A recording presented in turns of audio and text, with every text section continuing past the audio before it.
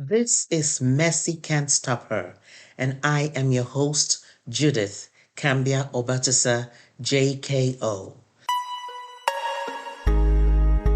Welcome to this episode of Messi Can't Stop Her, the podcast where we share the stories of women's resilience through chaos, crisis, and the challenges of life. On today's episode, I am so delighted with this person who you're about to hear from. She is a woman of many parts. She's a great multitasker, very good at pivoting.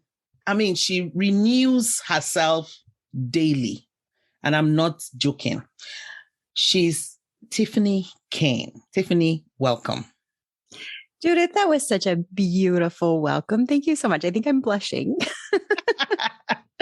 Tiphany has 2 decades of experience in public education with specialization in public speaking and helping adults who are professionals to learn new things. She teaches adults. She's excellent.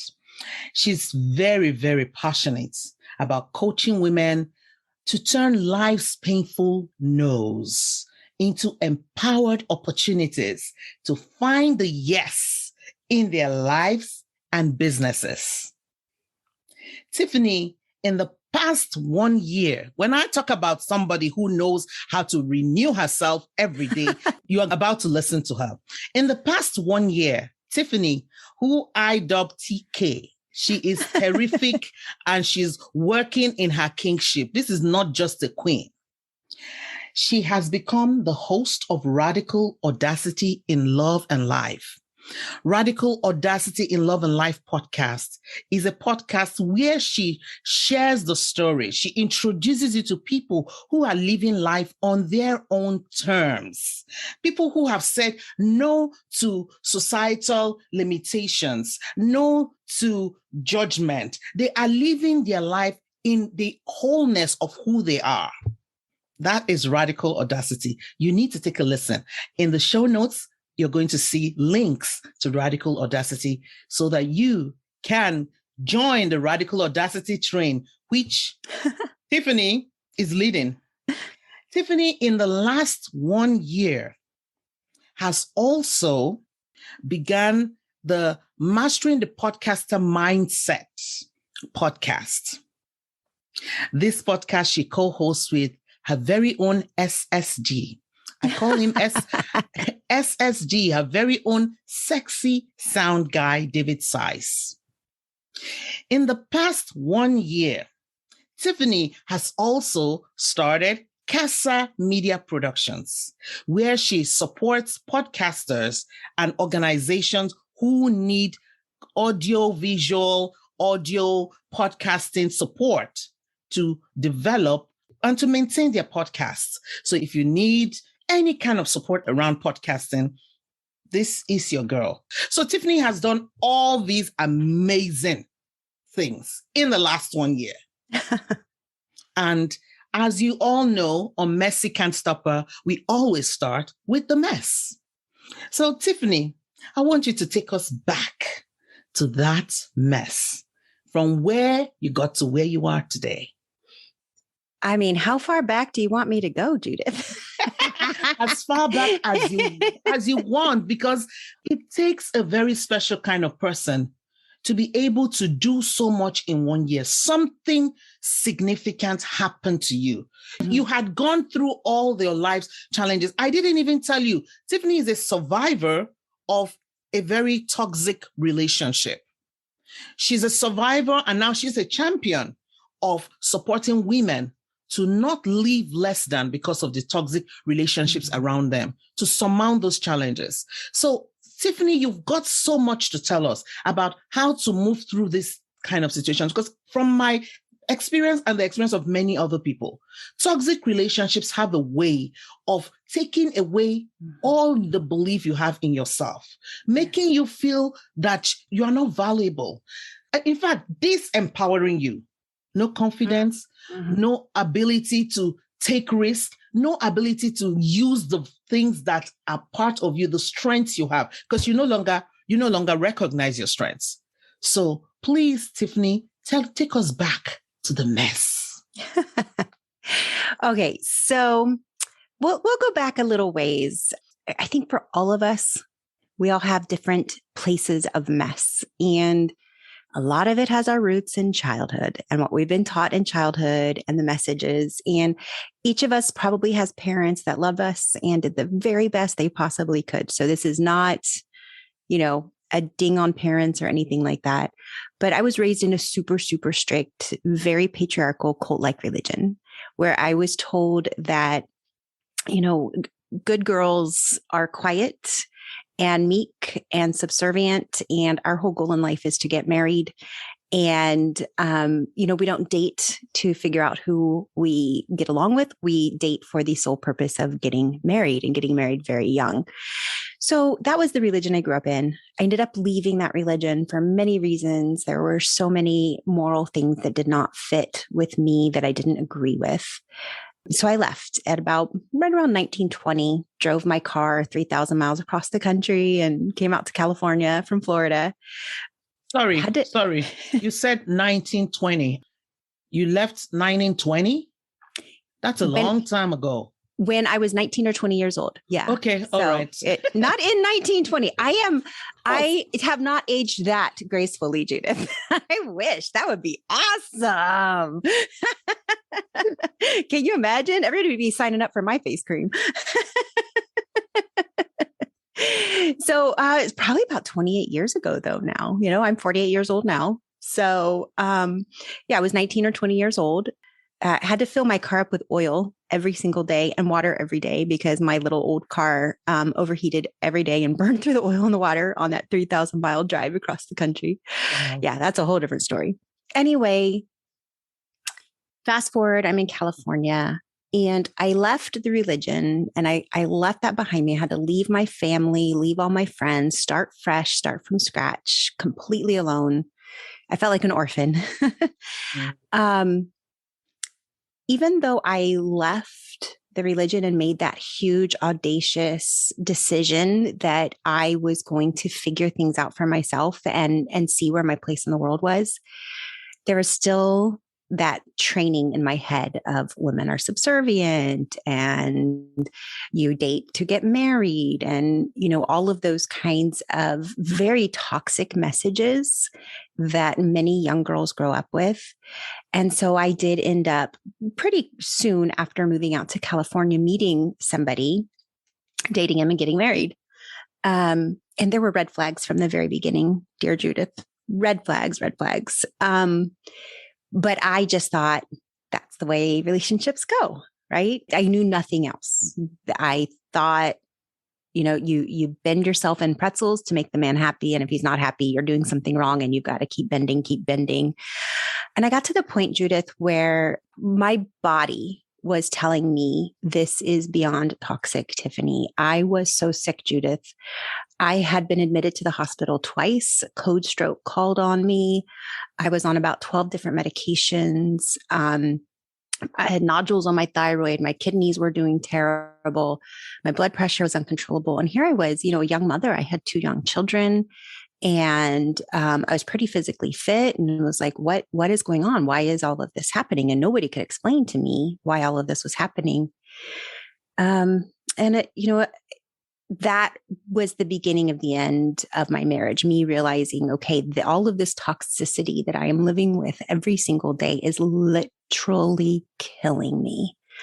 And so I left the marriage, which was, we were together 19 years. So that was hard to do and painful and all of that good stuff.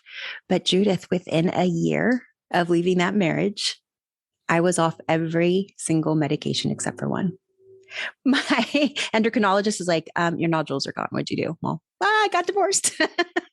Wow. Yeah.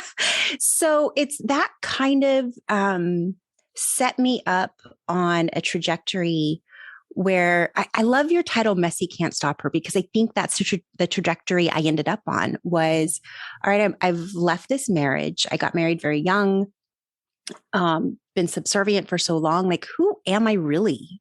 What am I interested in? I had to learn how to set boundaries. I had to learn what I like, what I'm interested in. And so I just started doing everything, Judith.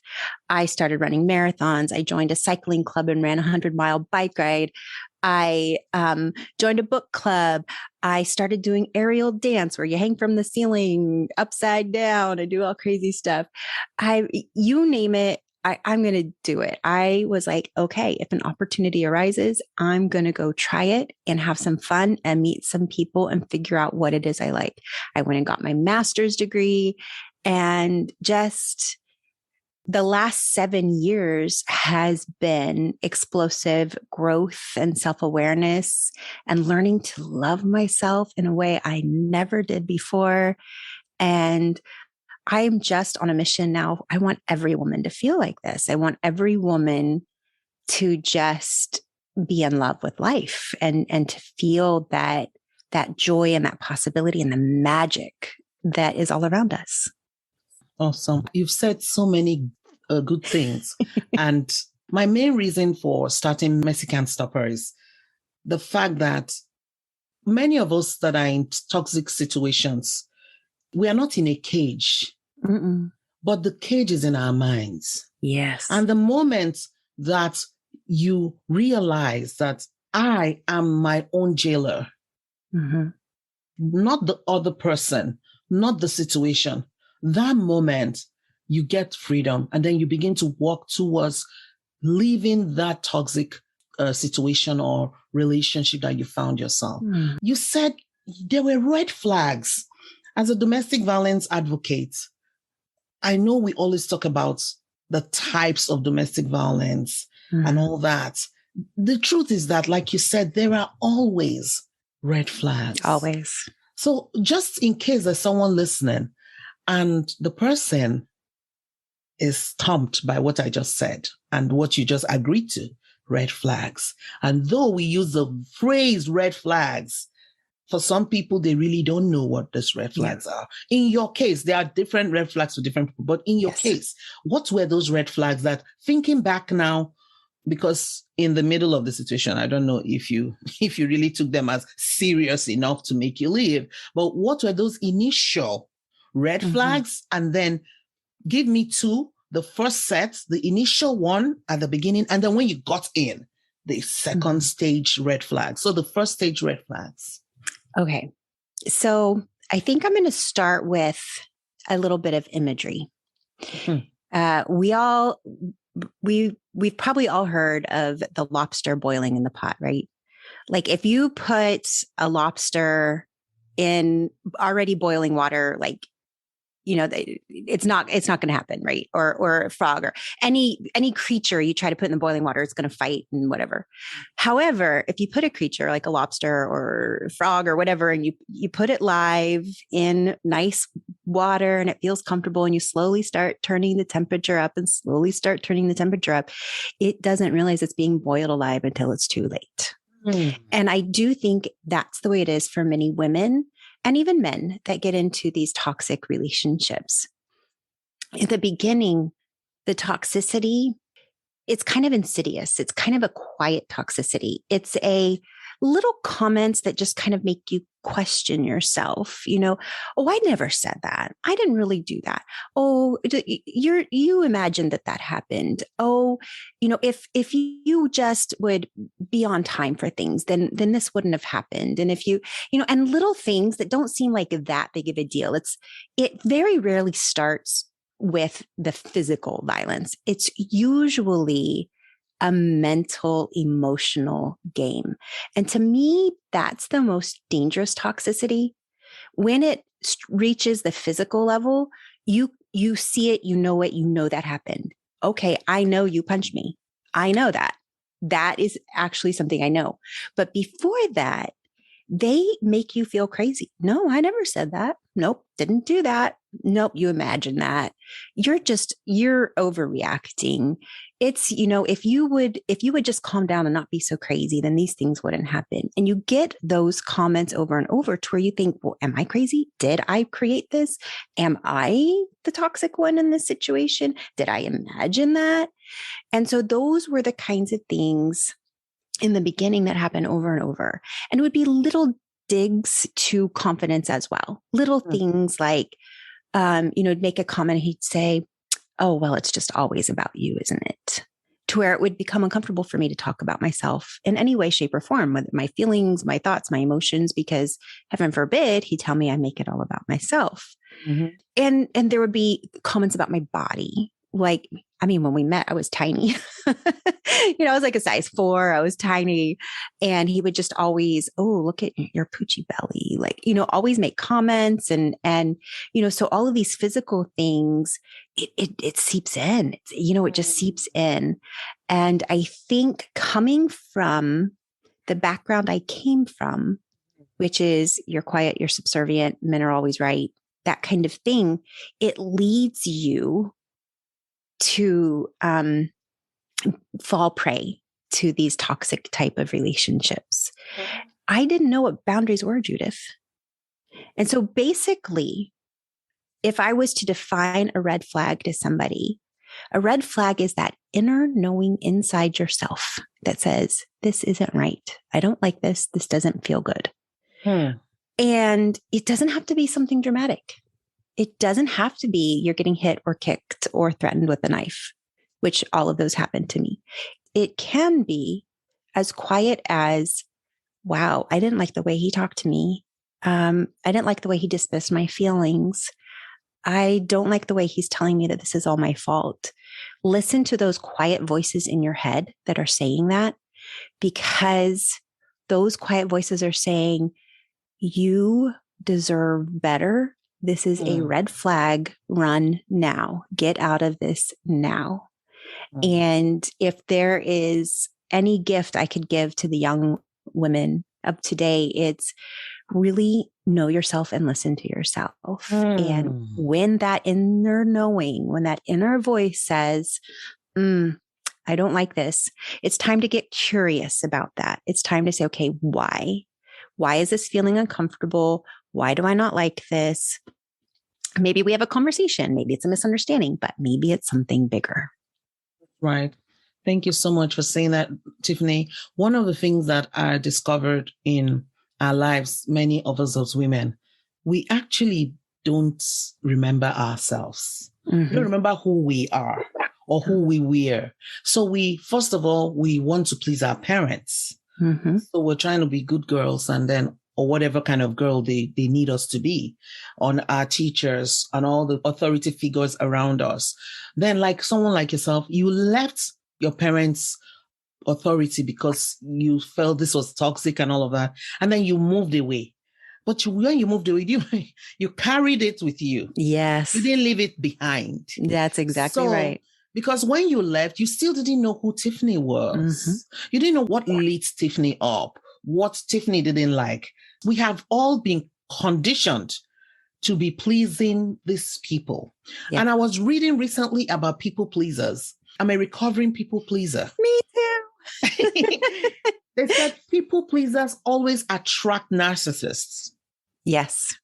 Because we are so desperate to please that the more they give us these shifting goalposts, today they ask for this, we do it. Tomorrow they ask for something different from what they asked for yesterday. Do it. And one thing I found out, it's not just in marriage. You can have a narcissist for a boss. I've had that experience. So and friends. Yeah, and friends. I'm friends. Yeah. So now you leave home, you go and live in another place 3,000 miles away. And what do you do? The first thing you do is to fall prey to what you left. Yep. So it's so important to know who we are. And we do that. I think when Tiphany continues her story, we will see how she found Tiphany. She got reintroduced to Tiphany. So when you left this, you lost who you were, the loss of individuality, you lost yourself, and then you had the freedom. how was the process of leaving? Because I know that is one of the most difficult. And I give you kudos. You left once. You didn't go back. You know what? Yes. Here's the thing about me, Judith. I'm a fiercely loyal person, and I will do everything I can to make something work out. So I was with him for 19 years. I was like, I will try everything, read every book, went to therapy, did all of the stuff because I believed in marriage. Like I did not believe in divorce. I did not want to be the divorced person, but I'm also the person that when I make a decision, I've made the decision but I'm comfortable with it. Like I've done everything I can. And so now I've made a decision and I'm going forward with that decision. I am not really the type of person that questions my decisions very much.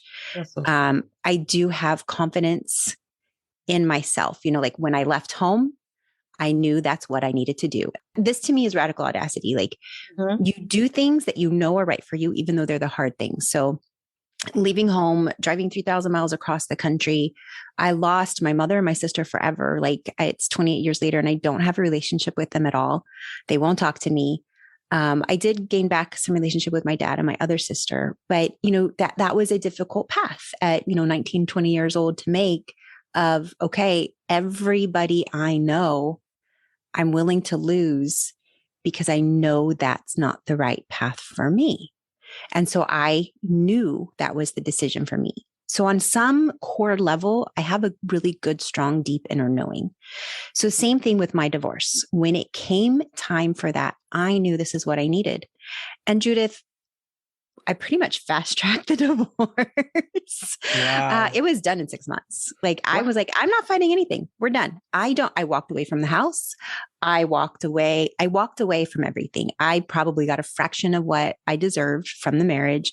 But to me, the freedom and the getting it done quickly and the going on with my life was so worth it. I have friends that 2-3 years, they're still fighting in courts and battles and lawyers and $50,000 later. And I was like, no, that's not what I want. I will give everything up. And I did.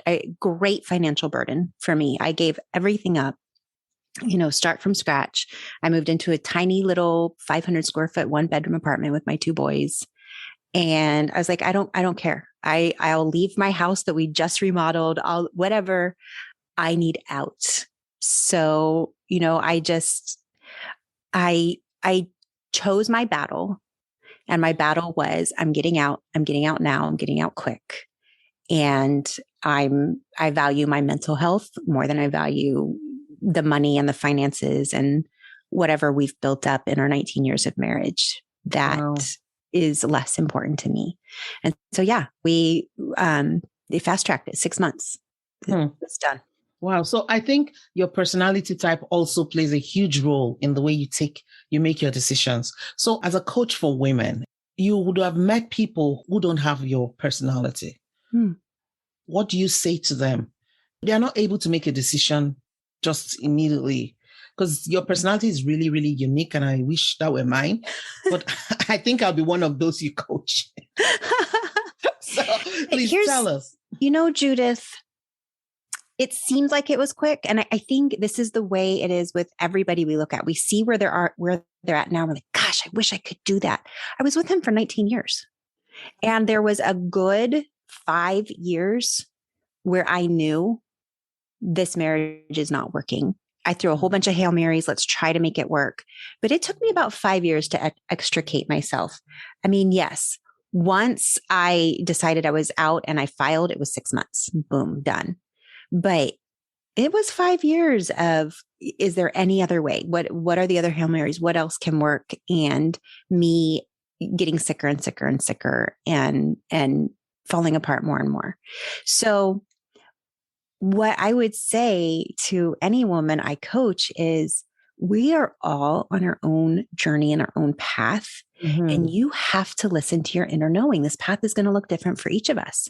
There are some women that would have said, screw that. I'm not spending 19 years with a man that treats me like that. There are women who have never gotten in that situation, right? And because they had such a strong inner knowing, they would never have put up with that from the beginning. That first date where that first thing was said, they would have been like, yeah, no, I'm out. So we're all on a different path. All I can do is take what I've learned and take my path and provide as much help and comfort and guidance and support so that each woman can find her journey, her path, her empowerment. But I would say the absolute most important thing that any woman can do is sit quietly with herself and start trusting herself. Trusting yourself. And I think that's the hardest relationship to have. That's the hardest trust to have, especially when we've been through trauma and abuse. You don't trust yourself at all. You're constantly fearful that you're going to make the same decisions and go into the same patterns. And so it's that constantly, okay, how am I feeling about this? That constant curiosity about, okay, this feeling came up. Where did that come from? Why am I feeling this? Is this coming from a should feeling? Is this coming from a guilt feeling, from a pleasing feeling? Or is this coming from, this really doesn't feel good to me. This is not true to who I am. And so that is where I approach people from. You still take us back to the power of self-reflection. It's just too important, but for some reason, we just lose it until life forces us. Yeah. For some people, they never even ever get to that point. So we are one of the blessed few that have come to the knowledge that self-reflection is so important. We have to be able to listen to ourselves. Many times people want to see somebody in an abusive relationship and they keep saying, why are you there? You should leave. You should leave. The problem is, if they leave in the midnight hour when they are crying, will you be there with them? You have to leave when you are ready to leave, no matter your personality type. And maybe it will take you 2 years and not fast track 6 months like Tiphany. You may be dilly-dallying for another 2 years while you have left. You may still be relating with the individual, whatever. It's your journey. Don't judge yourself. Don't feel bad. Just get as much support as you can. Get therapy where needed. Join groups. There's so many wonderful groups on Facebook. In fact, Tiphany has one of those groups. And I will put a link to that too in the show notes. So there are many, many supports available till you are ready to move on to the next step. So I'm just going to ask you, when you left, you started to get involved in so many things. When you were saying all the things you were doing, I was thinking you were a young mom with 2 children, a single parent. How did you do that? I had a lovely babysitter that would come, and I just budgeted. I am having a babysitter come in because this is mental health time I need. So there was a certain point in time where I was full-time single mom. He didn't have access to the kids for a certain amount of time. And so that's when I had a babysitter come in, because I knew I needed time to heal. I needed to be the best mom for them I could. And it was such an emotional, difficult time. I found this women's cycling club full of just women of every shape, size, background, experience. And we would meet every Saturday and go for these long road cycle rides, 35, 45, 65 miles. Wow. And, it's kind of a 4 or 5 hour event. And it was so wonderful, the camaraderie and the experience of these women of, so many, just the age range and the life experience range. It built me up so much. It raised my confidence. It gave me a community and a tribe. I was learning something new. I was getting stronger. I was getting more physically fit. I was getting more mentally fit.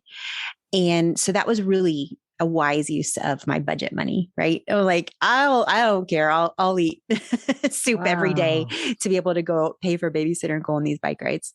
And then, when he got his rights back, then we were 50-50.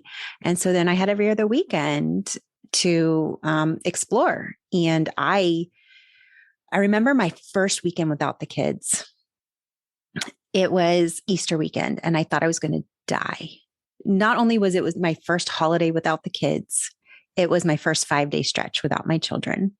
And I was going to die. And I sat on the couch and I had this feeling of being completely unmoored, of like a boat lost at sea. Like, who am I without my children?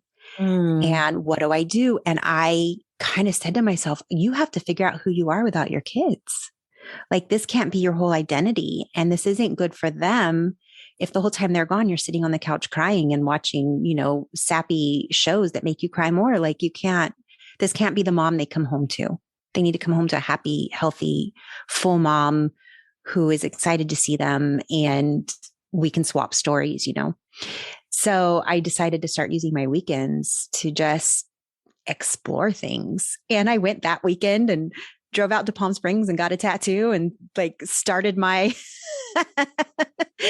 journey. I'm like, I'm getting a tattoo. I'm marking this event and I'm taking back who I am. And it was great. I have to ask you a question. Sure. How did you become so wise? Yeah. You always take the right. You always take the right step. I know that has something to do with whether experiences, learnings.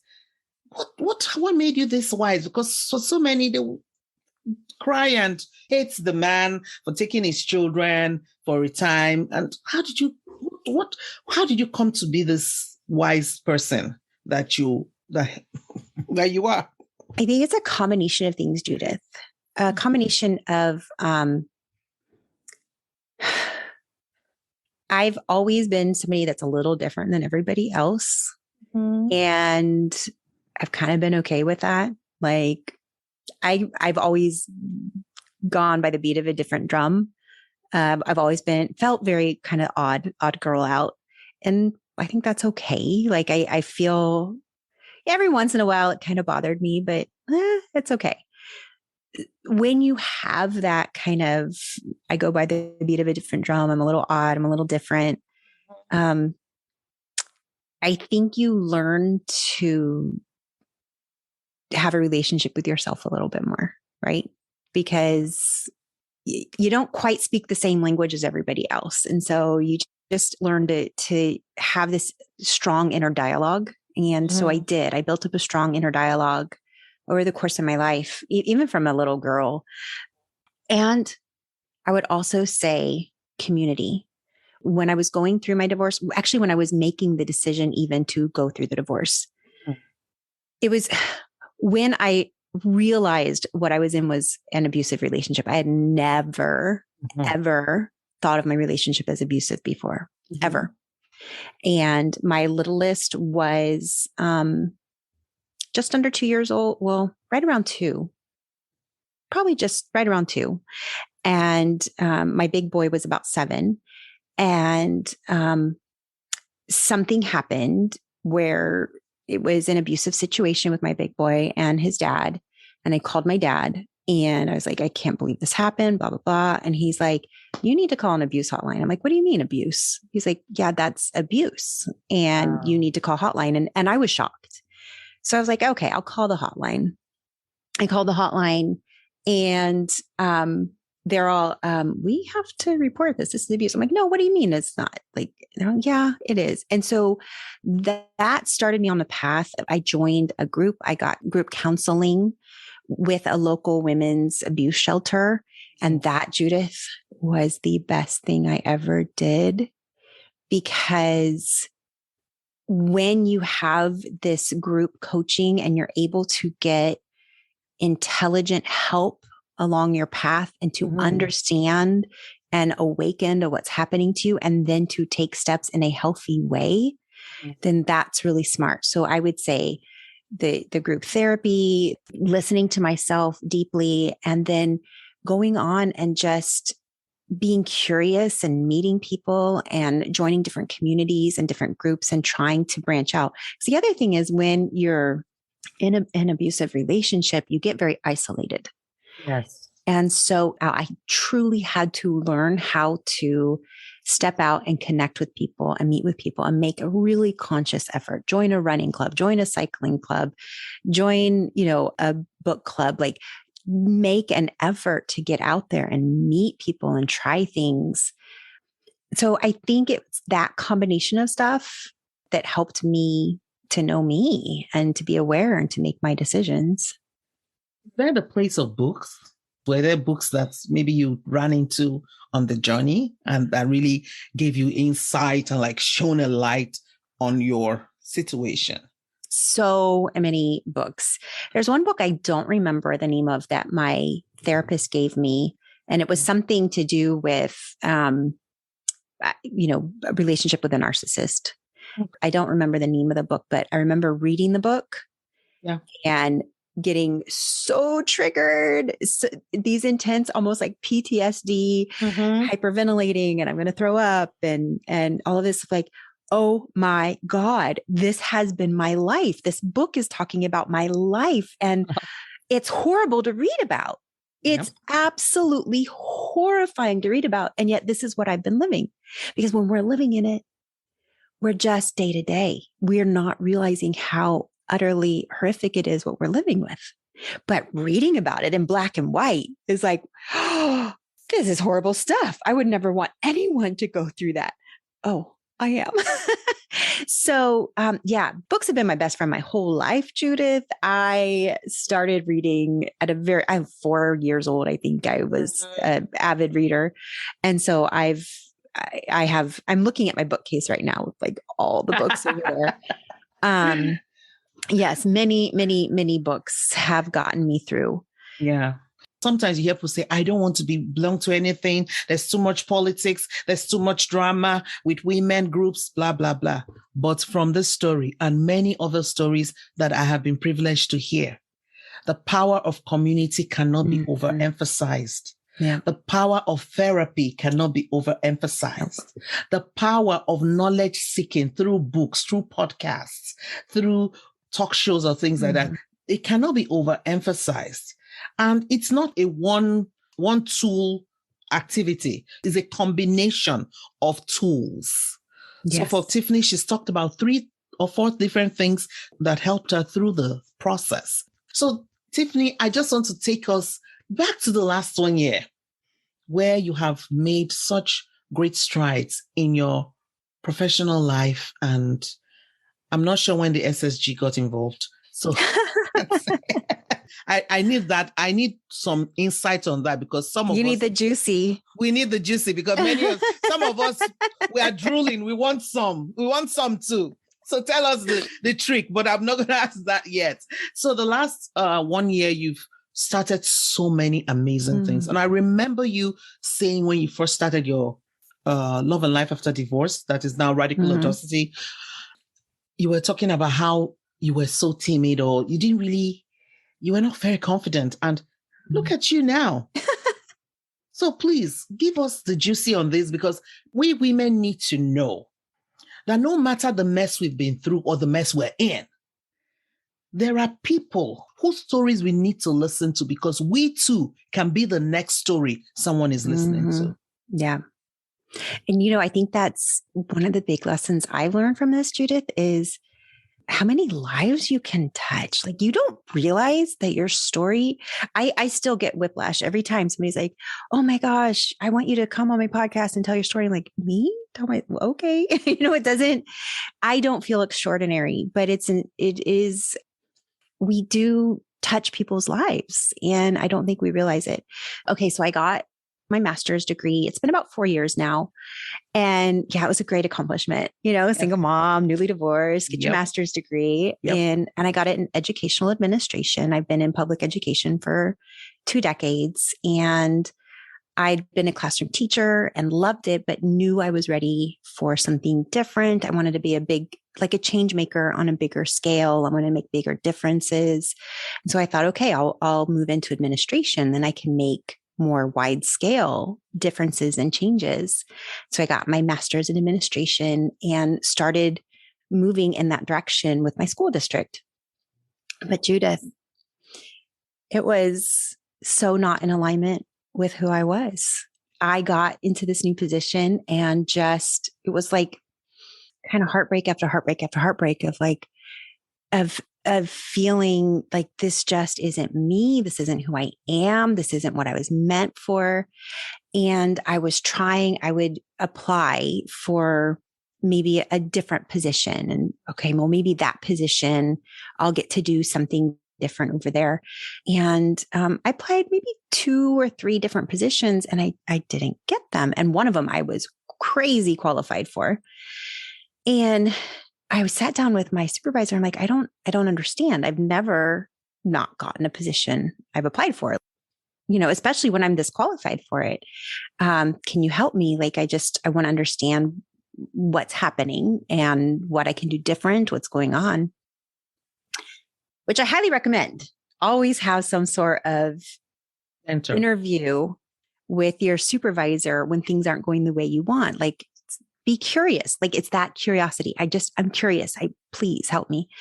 So she had a lovely conversation with me. And one of the things she said in there is, Tiphany, you're just too passionate. You are too passionate. You want to make too many changes and you're just too passionate. And that really intimidates people. And if you're going to move forward, you have to really dial that passion down. Judith, that was the greatest gift she could have ever given me, because at that point I had to make a decision. Okay. Do I dim my light? Do I hide under a basket so that I can move forward with this school district? Or do I make a decision to shine my light even brighter, let my passion shine and rear and like explode and extricate myself from this 20-year career, and go on a new terrifying path of doing my own thing. And so that's the path I'm on now, is saying, well, I'm not going to dim my light. I'm going to start my own thing. I'm going to go for it, and I'm going to try some things, and some will work and some won't. And I'm going to create my own path. And it's terrifying because it's a 20-year career. It's what I call a bookend career.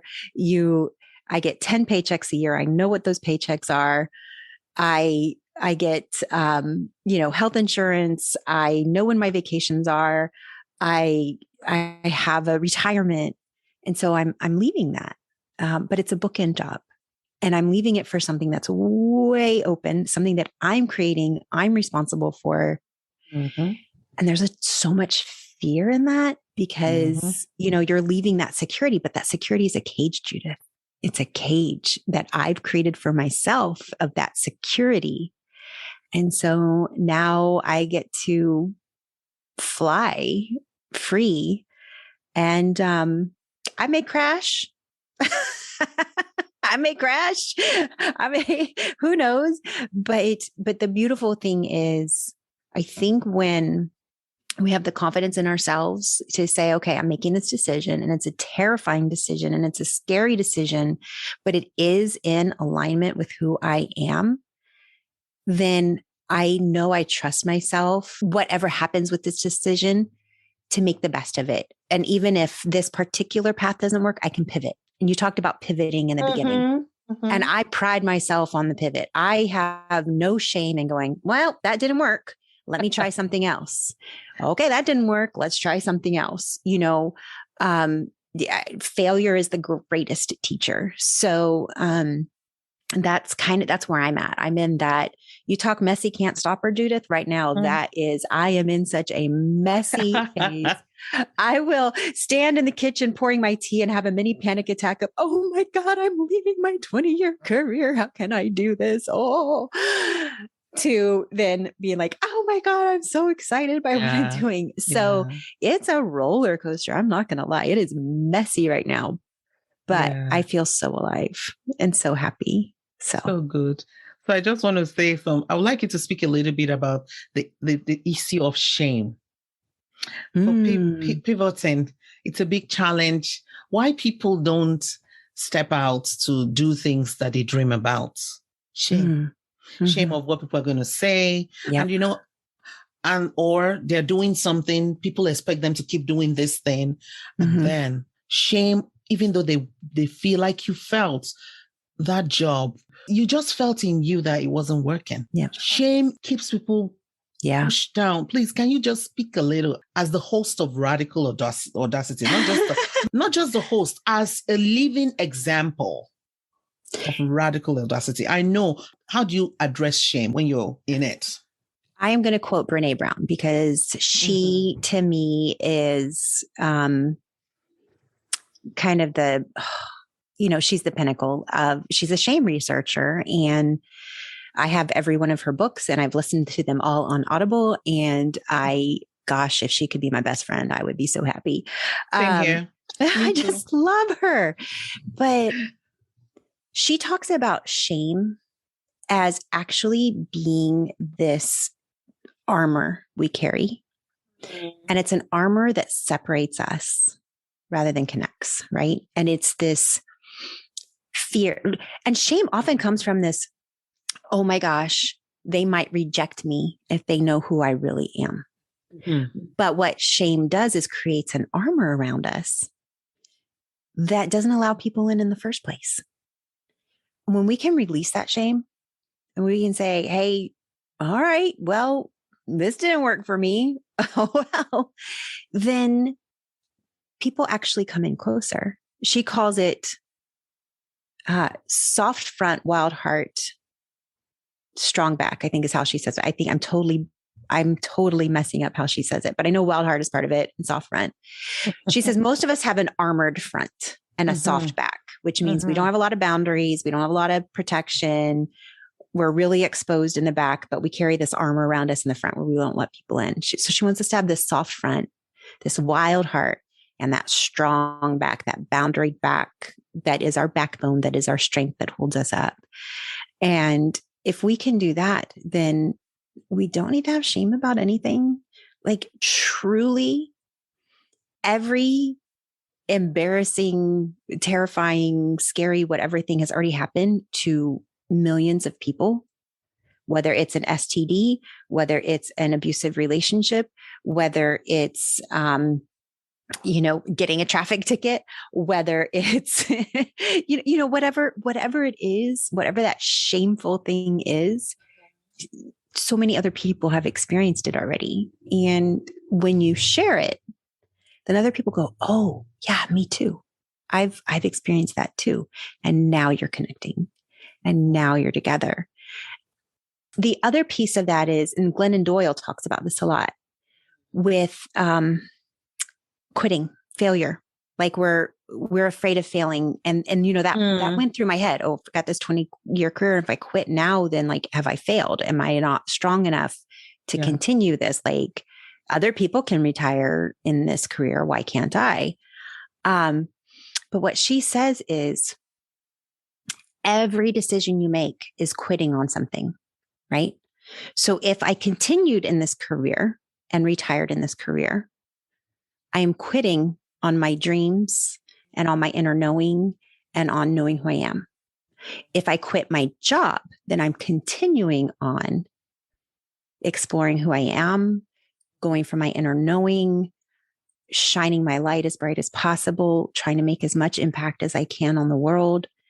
And you have to decide, what do you want to quit on? Where do you want to fail? And I'd much rather fail at this bookend thing rather than fail on myself. I'd rather quit this bookend career, which I have so much respect for. So, I'm not in no way, shape, or form saying people that retire as teachers, like there's any problem with that. It's just not my path anymore. I'm still passionate about public education, but it's just, for me, for my inner knowing, I was being asked to be somebody I wasn't, and I just can't do that. It wasn't just about the teaching. Right. And I can still teach. I still teach all the time. So it's not just about the teaching. So for anybody who is listening, it's about when something does not align with your personal values. And though many times we don't want to listen to that in our heart, we know that we are not, we're not getting the best. We're not living the best, but we're doing it because it's an amazing career. I get all my benefits. I get pension, but deep inside our hearts, we are not even able to show up in our wholeness in those spaces. So whether it's teaching, whatever career, a friend of mine retired as a pediatrician, and other doctors are like, why will you retire? Why should you retire? She's a public speaker. She's somebody who supports parents with LGBTQ kids. She's also helping children not to kill themselves. And she wants to stem the tide of teen suicide. So for her, that is much more important than earning money as a pediatrician, which is very good money too. So sometimes we have to just support people in their decisions, and no one should feel really bad about it. And if you're a woman in a messy situation at work, this is just for you to take a moment to think about what I have to do at work. Does it align with my values, my personal values? So what Tiphany said, take a moment to be with yourself and listen to yourself. So Tiphany, thank you so much for so many insights that you've given us. I just want to ask you, I know that you're in another wonderful relationship with, and for someone like me, I always say, I want to be loved. I want to experience love in this lifetime. And for so many, they're scared of stepping out because one's beaten 10 times shy. But once again, Tiphany, you are ahead of the pack. So give us the juice on that one. Okay. So I'm going to say once again, I worked with a relationship coach. So once again, I reached out for help. I knew I was not doing this well. After I got divorced, I started dating and I kept falling into similar patterns. I'm like, okay, this is not the life I want. I didn't leave that marriage to, continue the pattern. I don't want this. And so I started with the relationship coach, and it was really beautiful because her method is really getting to know yourself, setting boundaries, loving yourself, that kind of thing. And then relationships come from that. I spent 5 years with her and going, having different relationships while I'm with this relationship coach and learning about myself. And then, I met sexy sound guy, David, 2 years ago. And it was the right timing. It was the right timing. It was the right person at the right time. I had grown enough. I was confident enough. You have to get to a place where you can receive love. And I don't think I was very much in that place for quite a while. I was in that very armored place for a long time. And David is an insane giver. Like, he gives so freely and beautifully of his love that had I met him a couple years before, I probably wouldn't have taken him seriously. Probably would have been like, who are you? Like, this is weird. And now I can just receive his love and bask in it and feel great in it. Every once in a while, I still go like, are you for real? Really? You love me that much? But it's a beautiful thing. But it came, Judith, from doing deep inner work and really learning to love myself first. And that's actually something I work on every single day, is learning to love myself, learning to trust myself. I don't think it will be a journey I will ever finish. I think we will all, I personally will definitely have my down days and my self-doubting days and the days where I have to remind myself, why I deserve love and all of that. And truly, Judith, we all deserve love because that's it. We do. Because we are, right? Like it's not because you have a podcast. It's not because you make 100,000 a year. It's not because you're a mom. It's not because you bought a house. It's not, those aren't the reasons you deserve love. You deserve love because you are. And so just reminding myself of that is really important. So that's where the relationship came from. And we've had we met right before COVID, right before lockdown. We met in January, and he met my children literally the weekend before lockdown. So you want to talk about a relationship forged in fire. He had a cancer diagnosis during that time, job changes and challenges with my children, health challenges, my health challenges. Like, we've all gotten COVID. Like, it has been quite the 2 years, and we're closer than ever. That's so wonderful. I remember you telling the story of how you started the self-love clothing line. And it just speaks a lot about this issue when we talk about shame, how instead of being shamed, you turned the tables around and actually became more empowered. So I would love for you to talk to a woman listening.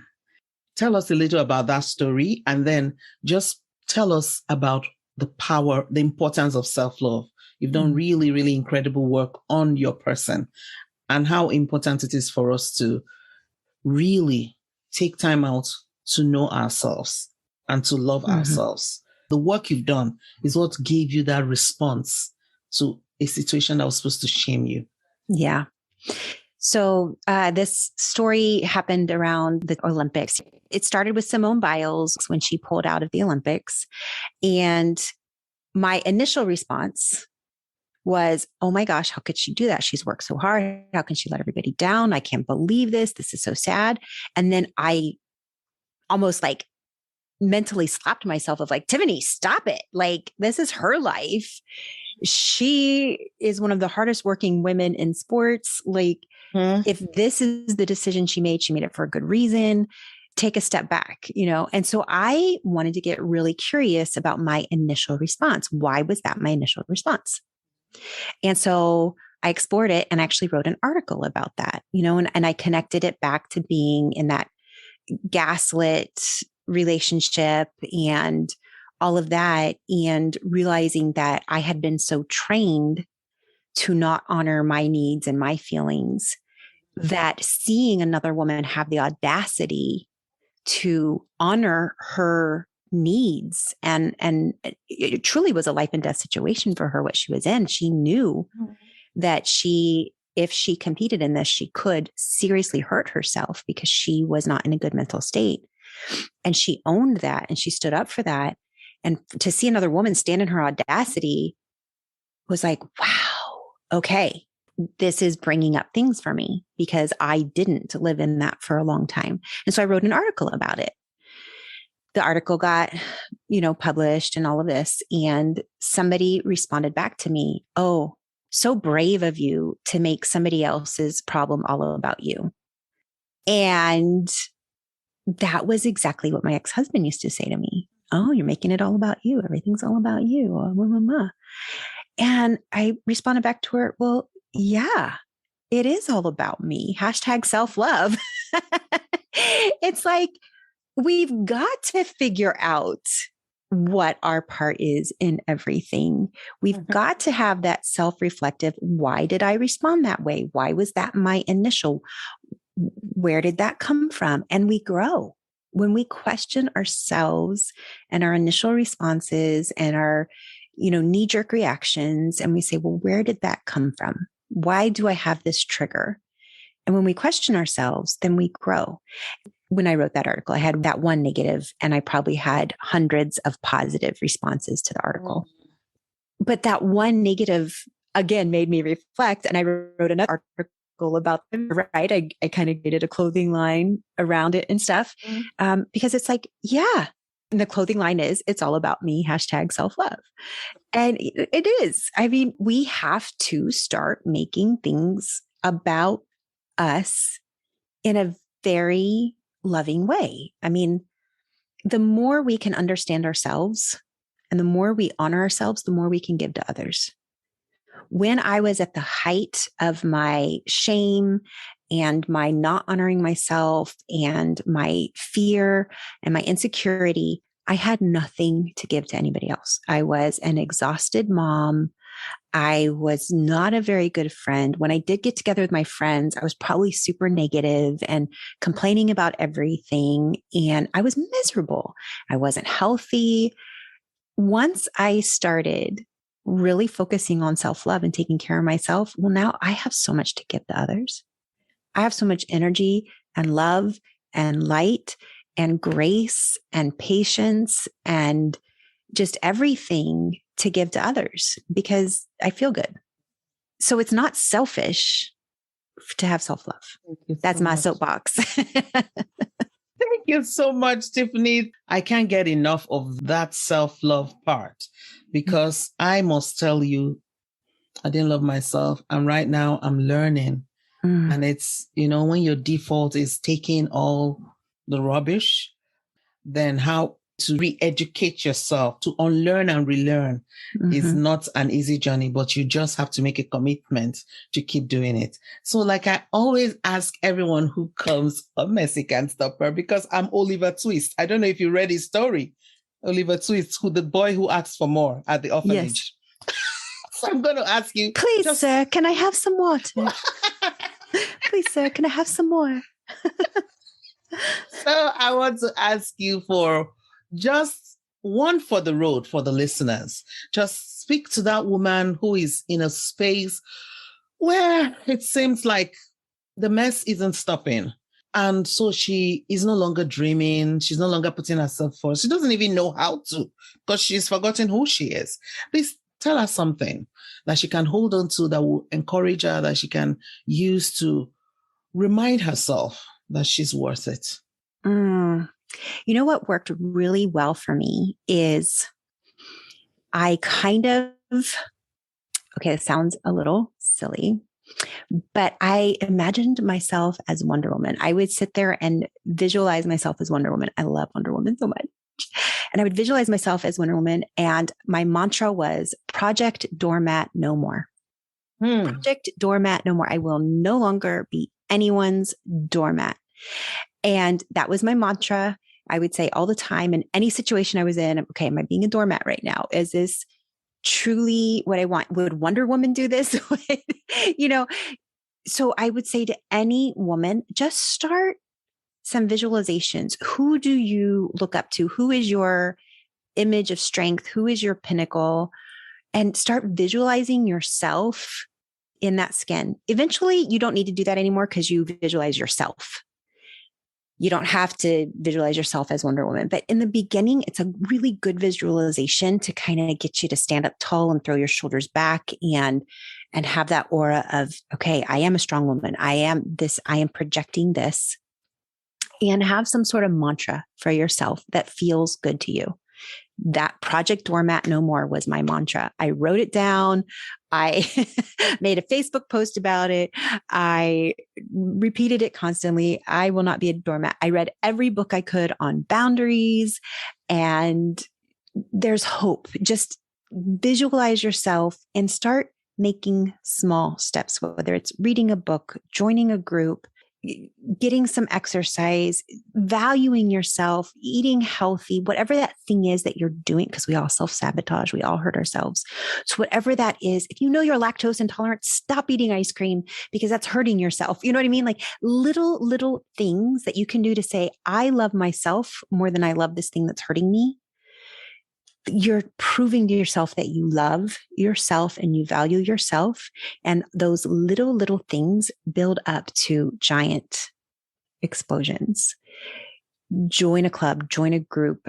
For me, I joined a running club, and every single mile that I ran, I felt more confidence and more confidence, because you can't run and talk negative to yourself. You run and you have to talk positive. You are stronger than this hill.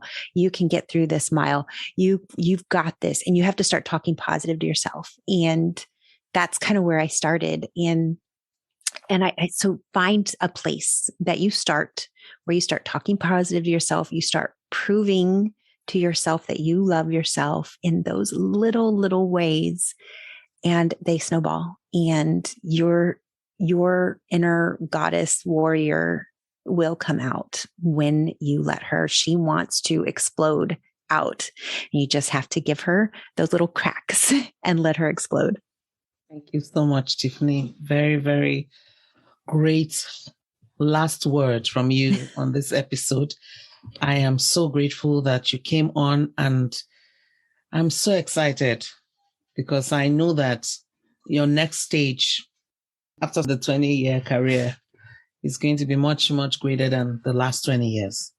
So thank you so much, Tiphany, for being an inspiration. It's my pleasure. Yeah, you're an inspiration to me and to many other women that I know personally. And we appreciate you for stepping up, for showing up, despite the negative thoughts that you have to contend with every day, the shame that everyone who is stepping up has to contend with. You contended with it. And because of that, we are enjoying your goodness. Well, thank you. Thank Thanks you. so You warm my heart. I really appreciate it, Judith. It's an honor to be here and to be in your space. And thank you for holding space for me. And thank you, beautiful listeners, for listening. And please, just reach out to Judith, reach out to me. We love hearing your stories. So thanks so much for listening to this episode of Mercy Can't Stop Her. In the show notes, I'm going to have links to Tiphany's podcasts, her group, and the references that she made in this episode. And if you're a woman out there with a story to tell, the world needs you. There's a woman who needs your story to step out of her mess. And even though you might want to do it afraid, yes, go for it. Because you know what? Mercy can't stop you. Have a good day and see you next time.